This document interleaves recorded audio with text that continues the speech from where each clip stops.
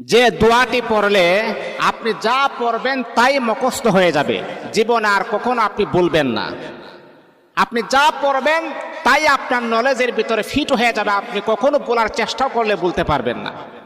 ইমামে আজম রহমাতুল্লাহ আলাই বলেন, আমি যখন প্রায় সময় ম্যাক্সিমাম সময় যখন এই দোয়াটা যখন আমি পড়ি, আল্লাহ পাক রব্বুল আলামিন দোয়ার বদলতে আমাকে এমন ব্রেন, এমন শক্তি আর এমন ফখর আমার আল্লাহ দান করেছেন, আমি যা পড়ি একবার আমি বলতে পারি না।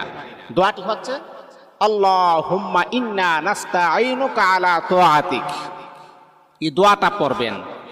আপনার সন্তানের স্মরণ শক্তি খুবই দুর্বল, কম, তাহলে মা বোনদেরকে আমি দৃষ্টি আকর্ষণ করে বলি, বাবাদেরকে বলি, আপনার সন্তানকে দোয়াটা 7 বার পরে মাথার মাঝে আপনি ফু দেন, অথবা 1 গ্লাস পানির মাঝে ফু দিয়ে বলেন পানিটা খাবার জন্যে।